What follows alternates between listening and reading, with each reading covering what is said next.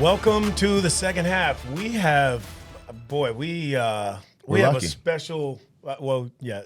We know we're fortunate, but today we feel even more. We have a special guest, and I don't know how anybody's going to follow this one today, Scott. A gentleman that has affected our lives in so many ways. Impacted our lives throughout our whole entire life. You know, you go through life and you meet a lot of people and you think, okay, yeah, this is just another guy I met, and you keep it moving. But when the guy, when this man came into my life, I never thought he would be the foundation of what I did, not just in college, but in the pros and as a father. Mm-hmm. And I know you feel the same way. Yes. Our guest today is, let me give you some accolades first before before you do that. Yeah, you got to give him the props. So, three-time national champ, and again, I know I'm a little biased, probably, and the reason for all of the championships we have at UConn, at least on the men's side.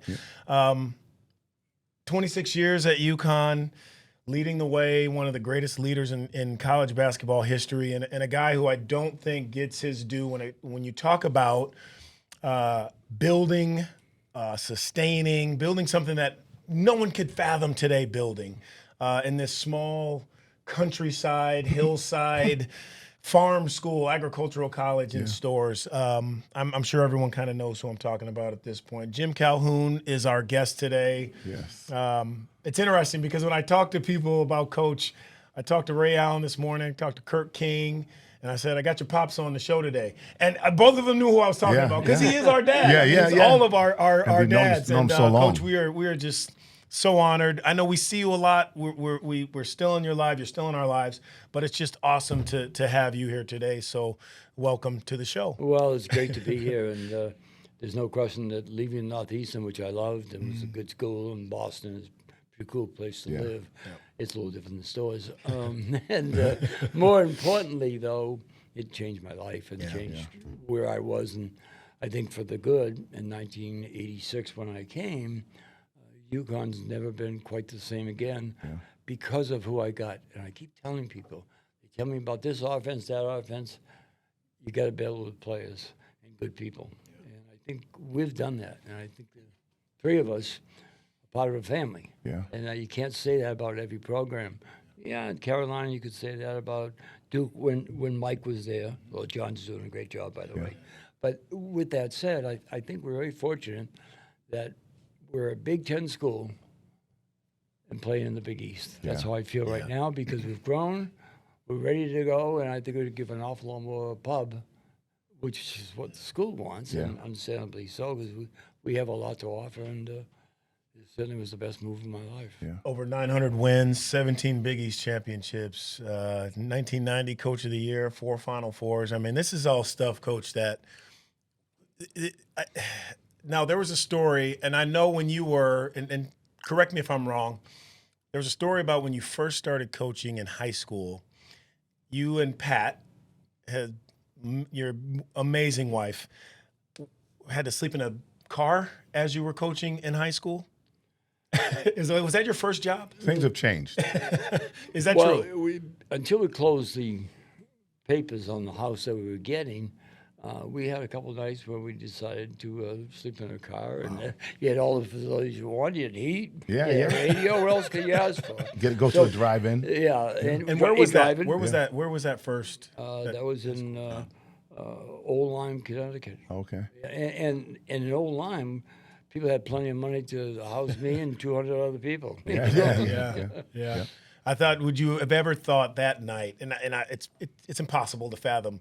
But looking back, thinking all the accomplishments, and not only the wins and the games, the championships, but the lives that you've affected and the salaries, the contracts that you've created for guys, the money that you've helped accumulate, not just for your players, for the state.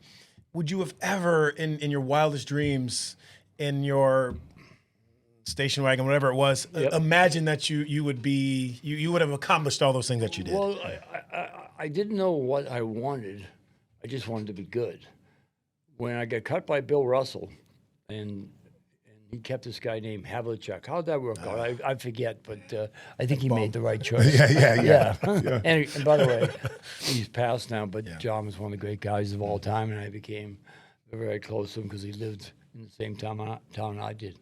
But I think I never really had the fathom I'm going to be here, I'm going to be there. I just wanted to coach. Yeah. And I'll give you a quick story why, and I have a tough time with quick stories, but I'll give this one as quick as I can. My dad went through high school in 2 years, then went to Merchant Marine Academy. He was an engineer, supervisor of the entire gas company.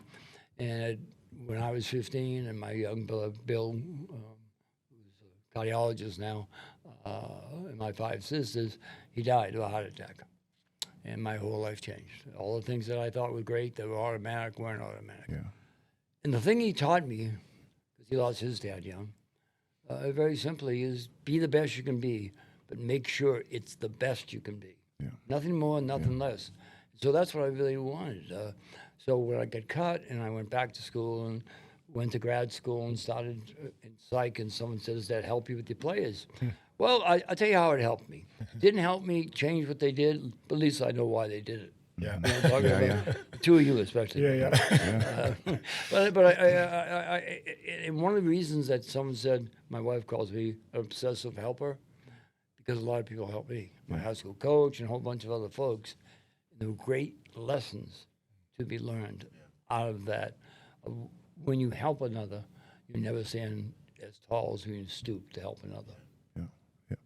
Coach, you know, you've been in the game for so long. So many people today say the athletes of today are bigger, stronger, faster, more athletic, and more skilled. What is your take on the athletes of today compared to yesteryear? Well, it's funny. I think you guys played, and I'll say this directly because I feel it and see it. There are a lot of good kids out there playing. I know at UConn we get real good kids. But I will say you played for the game to be the best you can be, and all those other, quote, ancillary things weren't there for you. Yeah. The place didn't look like it did. Yeah. And more importantly, I think the love of the game was more important. I'll take the 2004 team, which was pretty good. We had 5 first-round draft choices, and Dennis Brown was 6.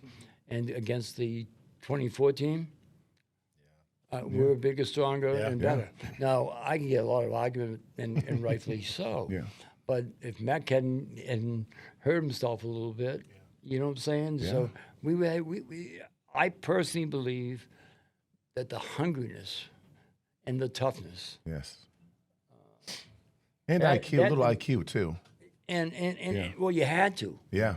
You had it was different because you were competing, at UConn particularly, every day, every minute. Remember, it's 2.5 hours of driving you to money. Yeah, yeah. Okay? Yeah.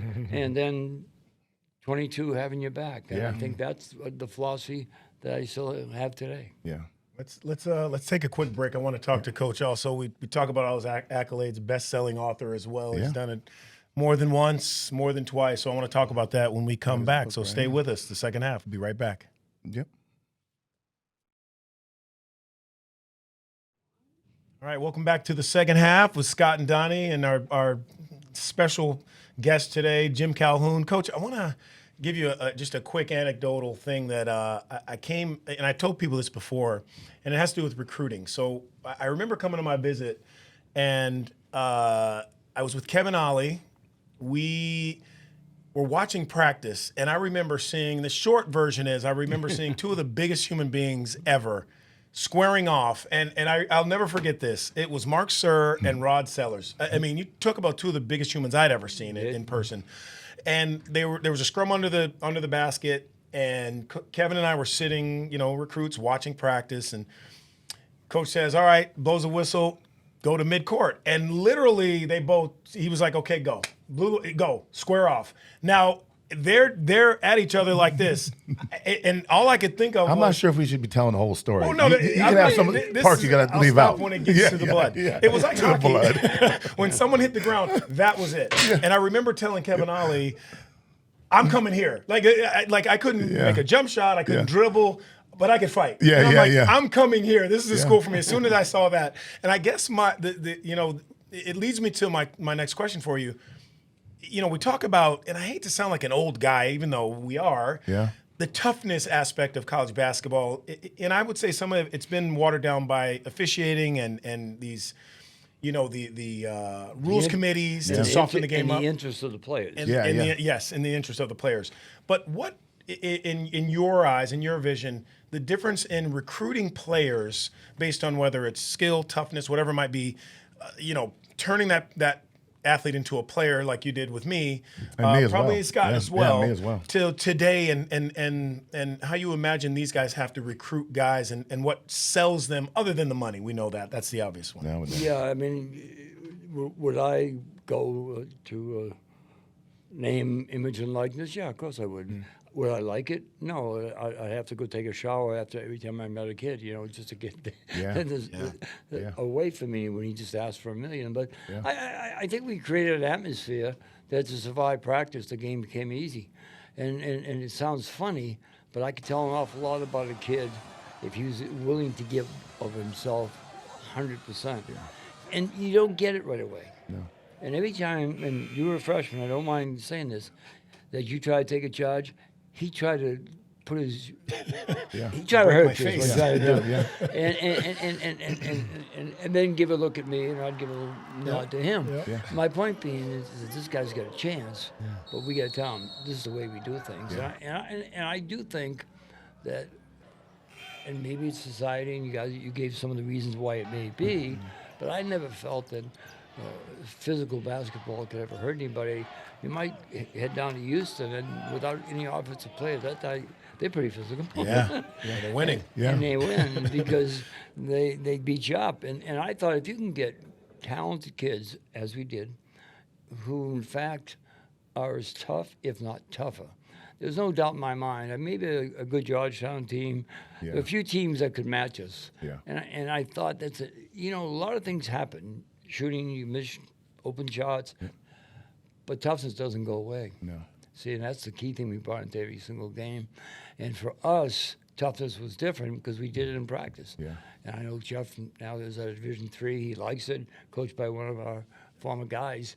But he says, but they really don't go at it in practice. No. Therefore, how can they go at it in the game? And I just felt the same way. The best teacher sometimes is to have someone give you a pretty good elbow. And that's and you say, okay, is that the way it's going to be? Yeah, that's the way it's going to be. If I thought someone's going to get hurt, we'd break it up. But I kind of, did I let it get started? Yeah, I did.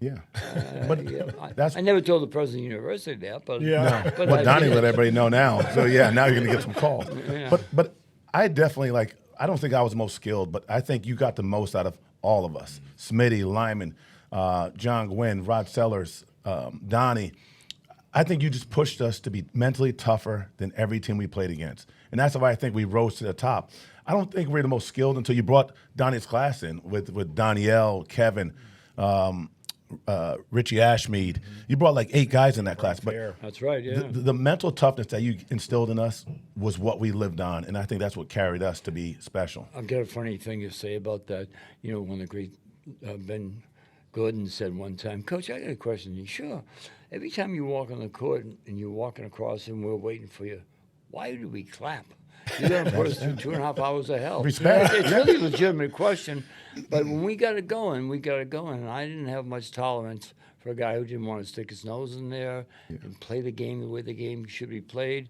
And, my dad was the light heavyweight champ of the Merchant Marines. And I had a speed bag and a heavy bag downstairs. And my friends used to tell me, every time the fight breaks out, you smile. Well, I've been trained in that kind of stuff and truly believe that there is a physical aspect. Even the NBA today, they're a little more careful.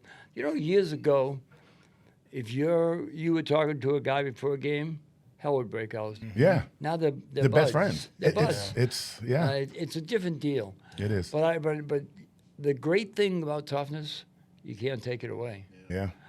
Otherwise you transfer. Yeah. You're right. We talked a little bit about Coach and being a best-selling author. It started in '99 with Dare to Dream. Yep. Then A Passion to Lead was in '07, and now More Than a Game. You know, for me, look, everyone has their favorites, their favorite food, their favorite color, favorite players. Everyone knows that I'm yours. What was your favorite book, Coach? See how I snuck that in? No, but it's probably true since I just got the book today and you got it 2 months ago. So thank you, Coach, for giving me the book finally. I appreciate it. Yeah, Boys in the Boat. Yeah. Boys in the Boat's one of the great things. It takes place in Seattle, Washington. Yep. I've recommended it to authors and other people.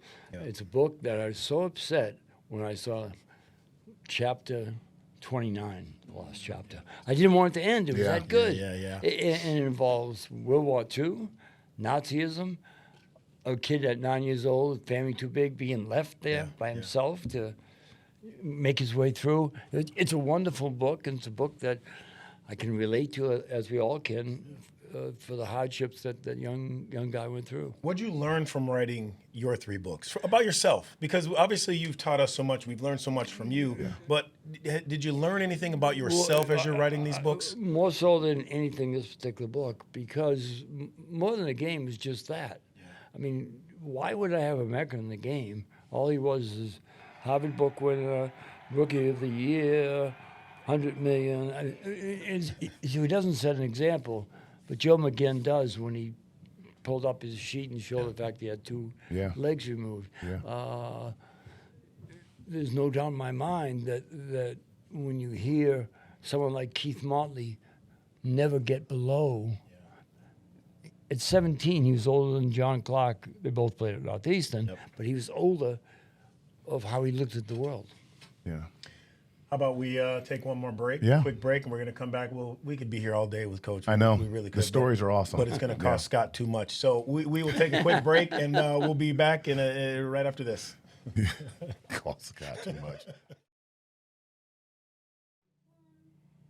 All right, welcome back to the second half here with Jim Calhoun. I'm here too. Oh, and that guy over there. I got to ask. You know, I tell everyone, whoever will listen, and I've learned a couple things from Coach. You know, toughness and gift of gab. Even though Coach would probably say I talked. Even when he first recruited me, I could talk, but which is might not be wrong. No one taught you how to talk. That came out of birth. You come out of the womb saying, "Hello, everybody. I'm here." Yes. Well, and I've talked about how Coach how he recruited me and how special that was, and everyone asked me, "How'd you get 3,000 miles from Seattle?" and blah blah blah. And it was just a special connection, you know. And he mentioned earlier his dad passed when you were 15, Coach, and I was raised with a single mother. So there were some connections there. But when you recruited Scott, you know, back then it was, how do you keep local players? I think not just in Connecticut, but all around the country. How do you keep the locals? Because your fans, they go to high school games. They go to these games and they want to see this guy progress, and they want to see him grow at the next level, and especially at a big college like UConn. What was the recruiting process and that process of signing Scott? Because as we talk about, I was a soccer player. Scott was a multi-sport and not just a good player. To me, the greatest athlete to come out of Connecticut. I don't think there's any question about that. And secondly, Howie Dickman had a lot to do with it because he was so dogged. Yeah. When I say dogged, he was dogged. Yeah, he was. He was nipping at your heels all the time. Yes, he was. I think the biggest thing is I read the family, and I tried to do that. And there was no doubt in my mind that Scott may say maybe, but if I really get Sam and Gert down, see, I still remember names. Yeah. And without question, if I gave them a choice, and I gave it to him a lot of times, of seeing him play nightly, that Scott would do. He loved his family so much. So I used the family. Used different things for different people. Him, in my mind, I didn't say this to anybody else, but I made sure that Sam said yes and Gert said yes. And I thought if I did that, I could get him, because quite frankly, as you just said, Donnie, he could have gone any place and been a terrific player. It could have been a lot of different things. Instead, he went to UConn, and everybody kind of made out in the deal. But more importantly, he brought something to the team athletically that most people don't have. He says he's a good athlete. He's a great athlete. I saw him jump over a man from Wake Forest. I still remember it to this day. A lift fake. Oh, I do. I can still see it. And when they talk about these kids being athletic, I want to just laugh.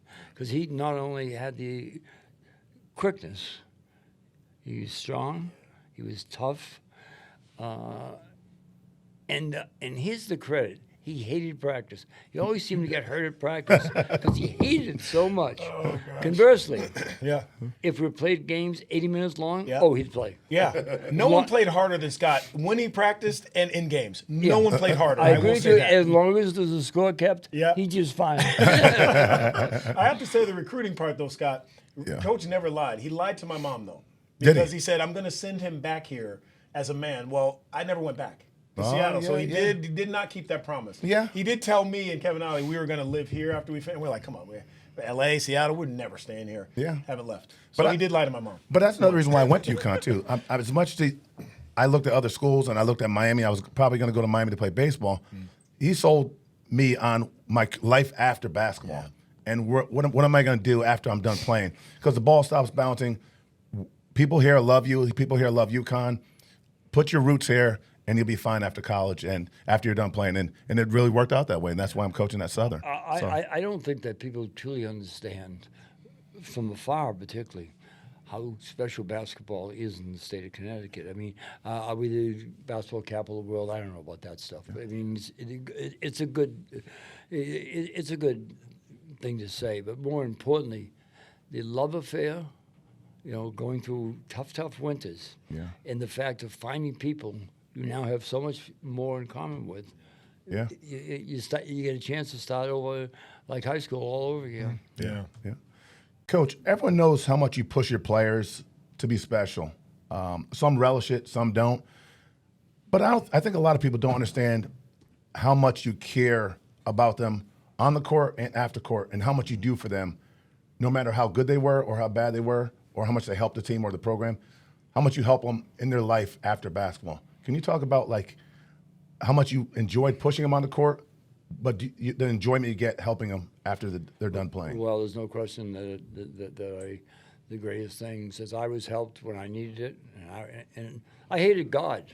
Why would God take my dad at 15? Yeah. Hated him. And my mother said, "You think your father would accept that?" Give me some thinking, and I stopped hating God and went to this thing that things happen in life. The idea that I'm a habitual person that runs to trouble to try to help folks came from the fact that people did it for me. Yeah. And I turned out okay.